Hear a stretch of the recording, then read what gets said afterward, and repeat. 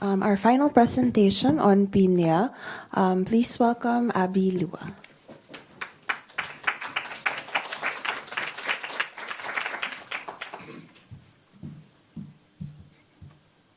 Hi, everyone. I'll be returning to embroidery for this presentation. And I've sort of formatted in kind of like a research proposal for what Piña connoisseurship can look like after a focus on materiality. And so that is what I aim to present to you today. So as we've seen earlier, currently located in the Victoria and Albert Museum are several lengths of finely embroidered 19th century piña fabric.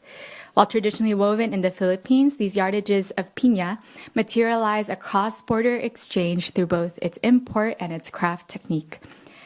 Whereas woven piña historically traveled from weavers in Panay to embroiderers in Manila and surrounding areas, the fabric stopped short of embroidery and traveled outside of the country to India. According to the cloth's slipbook entry, it was here in India that the yardage was then, quote, elaborately embroidered in Madras, end quote. These piña textiles expand not only the map of where these fabrics were collected, but also the map of piña textile production. Through their cross-border textile production, these lengths of piña present another dimension of piña connoisseurship. Previous studies have focused more on the material of piña itself, distinguishing the materiality of the pineapple leaf fiber cloth from similar materials such as silk, cotton, and linen. These lengths of fabric at the V&A Museum, however, attend to piña not only in its pineapple leaf fiber and woven quality, but also in the needlework that is often associated with the textile. This confusion about needlework overseas often leads to the misattribution of piña textiles to another culture of origin, namely European.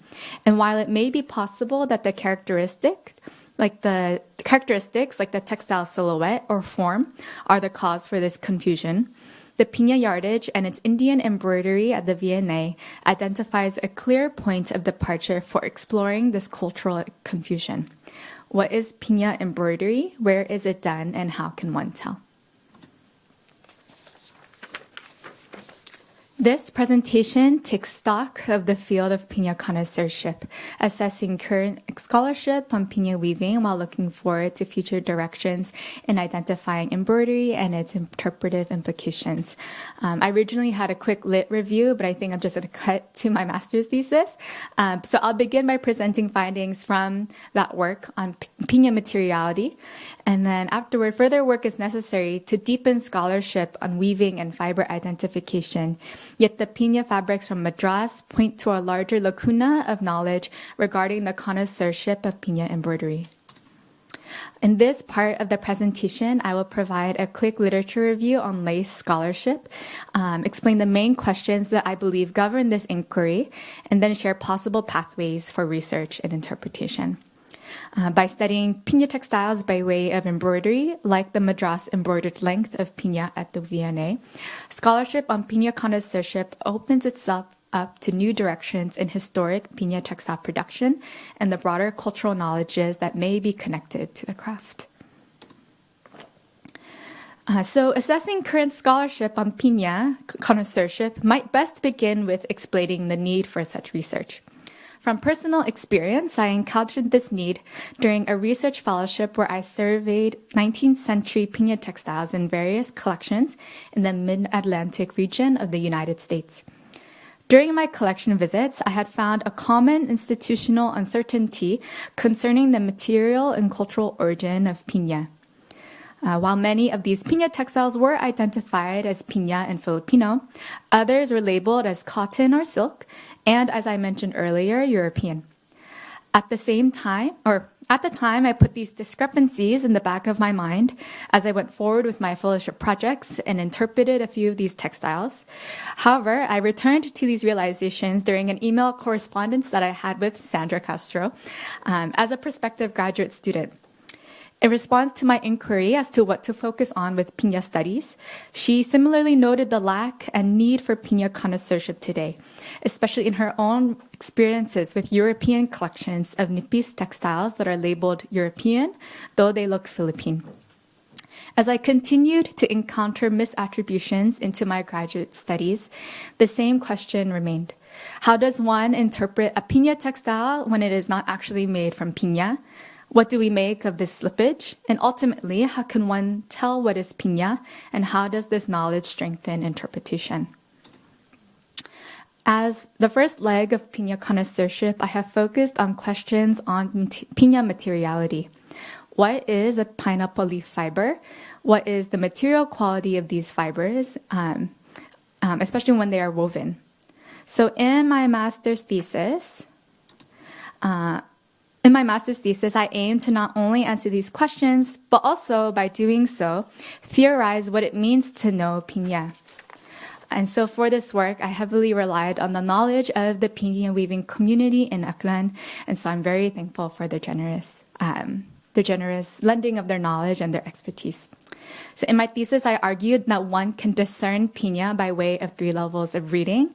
The first level, which is on this slide, involves looking and feeling for the visual and haptic characteristics of piña cloth. And so I have circled here the piña knots that one can see on the woven cloth. The second level of reading focuses on what tools and processes are used to make piña fabric. Here, I argue that knowing piña requires understanding not only its methods of production, but also how the material properties of the piña fiber demand that the material is handled in certain ways. In other words, piña is an agentive material, one whose fineness dictates the way that makers create thread and weave cloth. The last level of reading is cultural, interpreting the textiles as physical embodiments of the times, people, and places in which and with whom they lived. This mode understands piña textiles as their own archival body that can and should be accessed for historical interpretation. By presenting these 3 levels of reading piña, I argued that these modes are neither isolated from one another nor static. Rather, piña connoisseurship melds biological, artistic, and cultural expertise, and this material knowledge allows us to interpret the local and global histories that emerge from the woven cloth. And so before I delve into the second leg of Piña connoisseurship that focuses on embroidery, I wanted to highlight a few future directions for scholarship on Piña weaving and fiber identification. So first, beginning with the fiber, researchers can make further inroads in distinguishing Piña fiber from other materials through fiber microscopy and other art conservation tests. So for my master's thesis, I was able to do some of this work with the help of the Textile Conservation Lab at the Winterthur Museum. And so through these examinations, I included an appendix of fiber microphotographs of silk, cotton, linen, and piña in both plain polarized and cross-polarized light. Along with these photos, I added a list of their key morphological characteristics that are evident under plain polarized light. But there is still work to be done in articulating the characteristics of the fibers under cross-polarized light. And then working with Deborah Mayer, conservator at the Weissman Preservation Center at Harvard University, I also conducted a graph C-stain diagnostic, which is a chemical stain test often used by paper conservators to diagnose the lignin versus cellulose content of fibers. So though I ran this test, and though there is a general knowledge of what color pineapple leaf fibers produce, it would be good to articulate these results in the formal publication. While conservators have published much on the fiber microscopy and the C-stain diagnostic of materials like silk, linen, and cotton, in general, bast and leaf fibers are understudied. As another direction, scholars can research and look to make broader and global connections that contextualize piña weaving techniques and tools. Some of this work has been done, for instance, by Sandy, who noted the importation of the Spanish and European floor loom to the Philippines, which weavers have used to weave piña. But a specific avenue that I would like to explore or see be explored would be the possible connection between scraping piña leaves in the Philippines and scraping Maggie leaves in Mexico. This idea was introduced to me by a Mexican archaeologist I met recently named Roberto Junco. We had presented together last week at a conference on the Manila Galleon, and when I presented on Piña, he brought this idea to me. But as a species of agave, Maggie leaves are thicker and larger than piña leaves. However, Mexican artisans similarly scrape these leaves for their fiber along a plank of wood using a machete or another knife as a scraping tool. And so, again, I had just come from a conference that explores the impacts of the Manila Galleon in Latin American art. So the connections between the Philippines and Latin America are fresh in my mind. And so that's why I kind of want to explore this avenue. But across both scientific and cultural research, the future of piña fiber and weaving scholarship is rich with opportunities.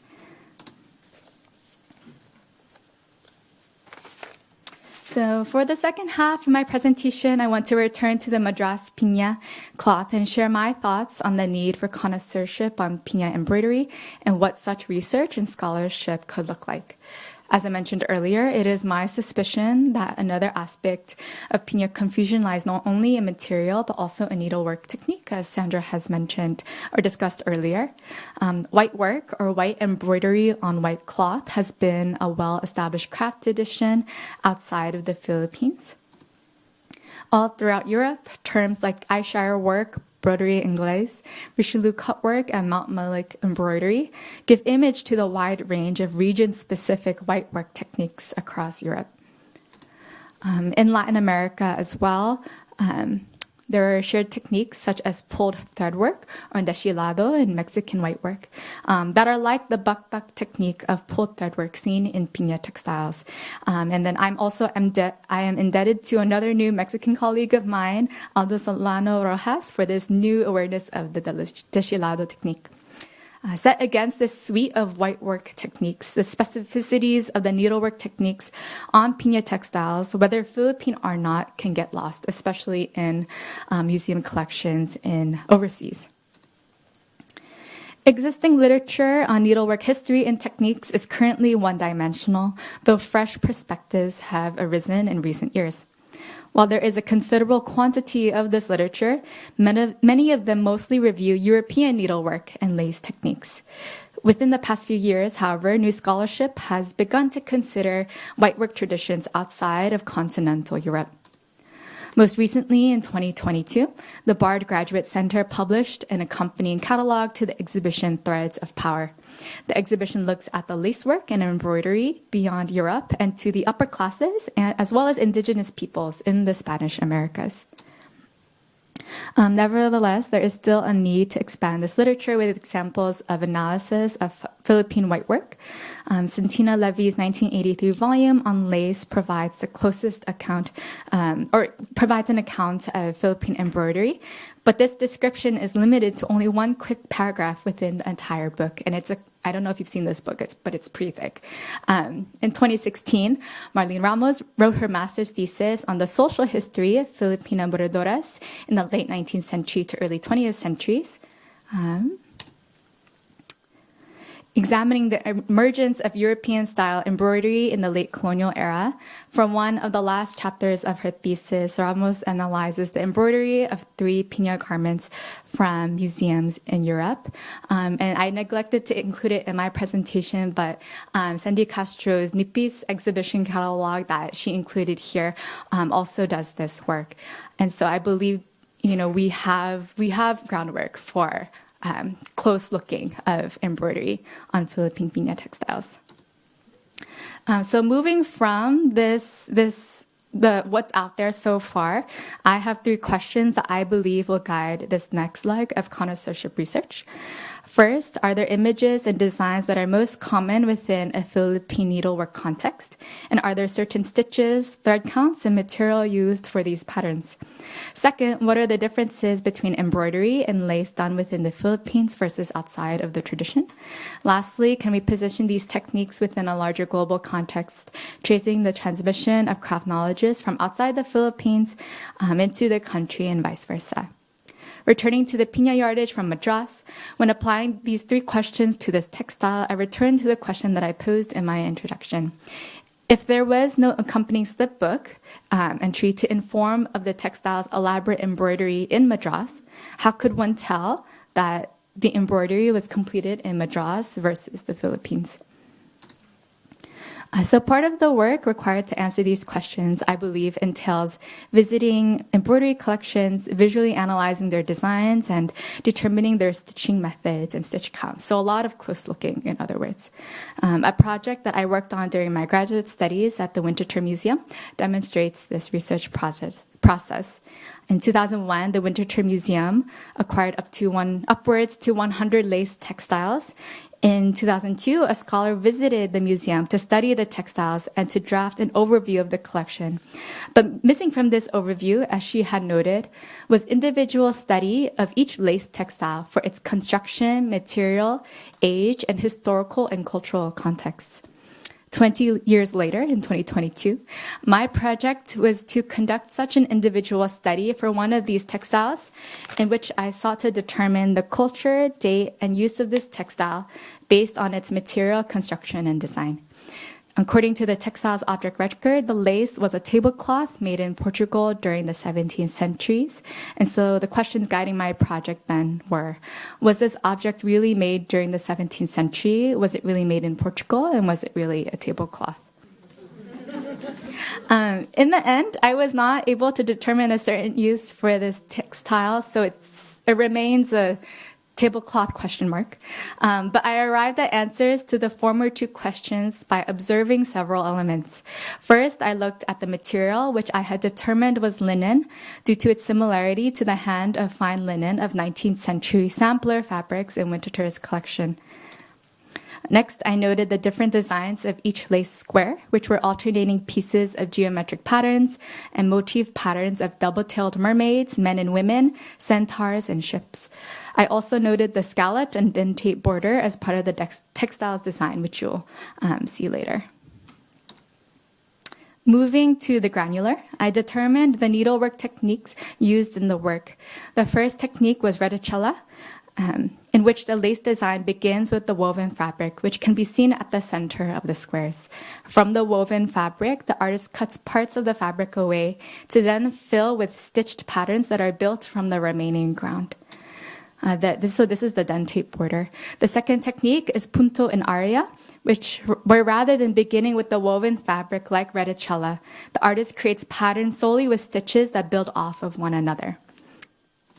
Lastly, I measured the average thread count of the work, which came out to 2 stitches or threads per millimeter, which I circled there in green. To draw conclusions on date and culture, I took this visual analysis and compared it with similar works.